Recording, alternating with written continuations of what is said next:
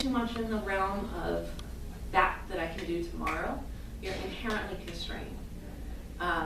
And yet, if you live in the world of ideal and kind of far off futures, it can become so impossible that you're allowed to never act on it. And so I think as we think about good innovation, it's about finding that kind of fuzzy zone between the two, where you are pushing beyond that which is immediately doable, but not so far that you give yourself an excuse not to do anything about it. I have a framework, because I am a consultant, that describes this notion.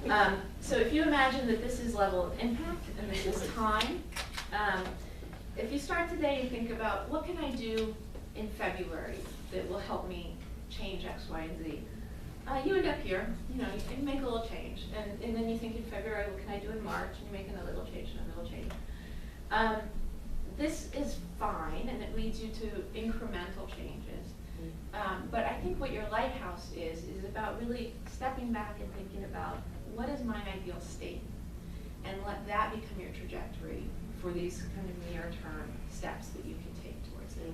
It doesn't mean that this is static. This can move and this can evolve, but it becomes a trajectory for your work. And then the final piece is around the notion of failure. And I thought Yardley said it really well this morning, where she said, I have these perfect visions in my head, which is great, but the unfortunate thing is that when I get there, they don't look exactly the same. I didn't win the daytime Emmy, I won the voiceover Emmy, and so it feels like a failure. And I think that's just right, that you have to, well, first of all, she had to fail, but you have to allow yourself to iterate and to evolve and to experiment. And that the expectation should absolutely be that you don't get it right first thing out of the gate. Because this is a process, and this is a process of learning. And in that process of learning is how you refine ideas and how you move them forward. And isn't it a good thing to not even use the word right, because there is no getting it right? Yeah, absolutely. Language is so, I find, important to police when you're trying to shift your paradigm. It's absolutely really powerful. That yes, I think, and you're right, probably failure is the wrong word for that. But I like to use it because I think it is it's a challenge. And one of the ways we do it at work is that we experiment fast and in kind of low-cost ways. So we did a project with a big hotel chain not long ago, and one of the ideas that we were playing with was a new check-in experience for the lobby. And the consumer research said that that people want the hotel experience to be more social and more inviting and all this stuff. And so we came up with this idea for a check-in where instead of going to the big monolithic counter and handing over your credit card and getting your key, instead we'd make it more like jazzy and social, and you'd come in and there wouldn't be a counter, there'd be couches, and so you'd sit down, and then the check-in guy would come and sit next to you, and then you'd do an iPad together. And so we're like, okay, we gotta test this idea. We went to IKEA, we bought 4 couches, and we role-played the whole thing. And what we found was that it was totally a horrible experience. It was so weird. And you probably all knew that was coming, but it turns out if you've got your rolling bag and your computer bag, and you get to even a pretend hotel check-in, you're like, I don't want to sit down on the couch and talk to you. I want to get to my room. Right? And I didn't even get off an airplane. So, but doing it at that level, kind of not feeling like it has to be 100% right before you push it out there in the world and try to experiment with it, is exactly the kind of thing that we do. So are there any more questions? Otherwise, I want to just push you guys into an exercise. So the exercise I want to work on today with you is writing your problem statement. And I actually have a question for you, because I think problem statement is the wrong word. So I'm experimenting with ways to describe this, but write a description of your innovation territory.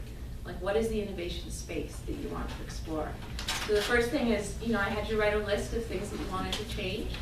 And I'd like you to look at that list and think about it in terms of change and risk what is the thing on that list, or two things on that list that are worth that level of risk and that you want to push to that level of change?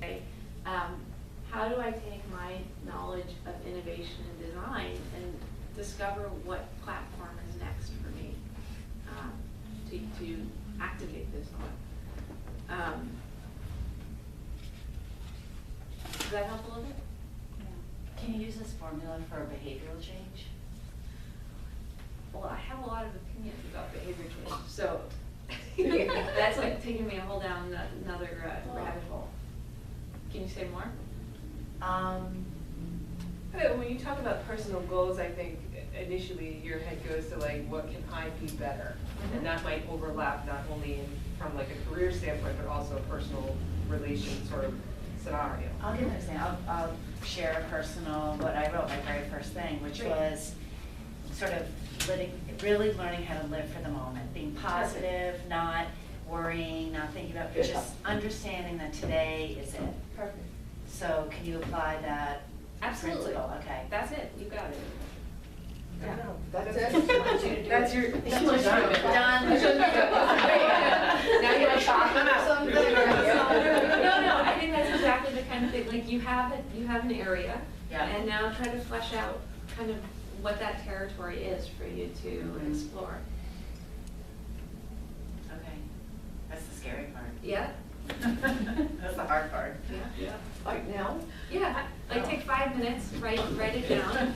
Yeah, right. I thought I was done. No. Have you ever not been able to like talk someone off the edge who's like, I want innovation, and then they're like, no, I don't. Like, is that ever a sort of like, yes, you do, remember you said? Yeah, I actually, you know what, I acquired a client last year, and Okay. that was essentially that. Yeah. That they just weren't. They were so relieved just to be told that we weren't gonna work together. Yeah. We're not gonna work with you. Thank God. You can't. Backward. Well, there are so many that are scared and refuse to let go. Mhm. That's about change. Yeah. They think they want change, Holy but they really cow, don't. you want me to change? They want You want me to changes, let don't go? want Wait a to minute. do You know, what everything I've done you're is not the way it should be. That's right. They want to change until they see what it will actually mean. Until things change. Exactly. They want the kind of change that happens when you hire a consultant, but not when you actually have to do something. Turnkey change. Yeah. Yeah, exactly. But at a personal level, Yes. I'm quite sympathetic to that. I guess Yes. that's what I was Okay. saying. We all- What- We just what want to take things that would you pill say? for 1995.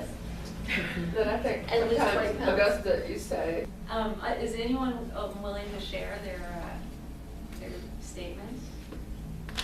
Just to talk a little bit more about. I'll share mine. Yeah. Hopefully it's right. It is a Well, statement. yes, either All right, way, so, you will have failed. Find a way to be very successful in my career while spending as much time with my family as possible. Excellent, this question of balance. Yeah. Yeah. I don't know how. So what do you think? Well, I have an answer. Findings on a personal level is to remove the unessential and unenriching things from my life. Just, and maybe it's kind of making space for that creation of new things that you talked about, but I've just been really aware of that. Like I'm very late in life doing everything. I bought my first house about a year and a half ago. I always wanted to have a house. I've got a great house with a 1928 original hardware, all that stuff. But I just don't, oh gosh, it is so much, like I got fired, the yard guy. And I'm just thinking now, then I hear about my retirement, I'm thinking, I want to sell that and get one of those vintage condos.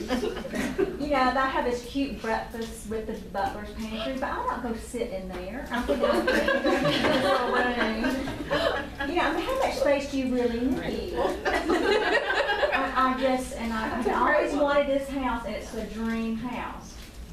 Yeah. So now I'm thinking, I really want to fire the yard guy, let's just have a condo, and it's just that something.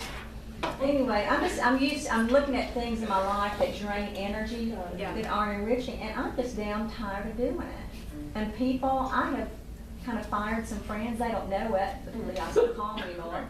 And I'm done. Well, you better be happy I came to see you, Peggy. Yeah. You should be honored. That's super scary to put your house on the market and try to find somewhere else to live, and that's huge, so. Yeah, well, Especially when I you've been haven't wanting it. yet, because I gotta get it ready to get Yeah, set, you know. right, right. and I'm a year away from doing that. But I thought about you today, about that retirement you were talking about. It's a thing. And I think it's exactly about that sense of like, to your point, it's like letting go of the thing you always thought you wanted. Yes. And Yeah. to make Reiterate space it. for what you actually do. Yeah. want. There's a lot to be said about having a Yes, maintenance man realignment. if you call to come do things, you Yep. know.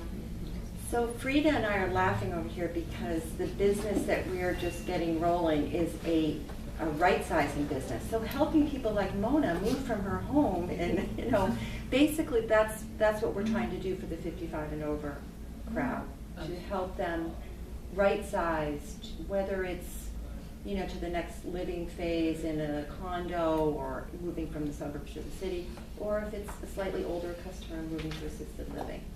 So we were just kind of thinking about what our, you know, really what is the problem that we're focusing, and it's allowing the emotional, scared feelings of somebody giving up all of the things that they've known and loved, and letting go of those things and helping them move into their next phase of their life. That's awesome. That's a So- really good business idea, by the way.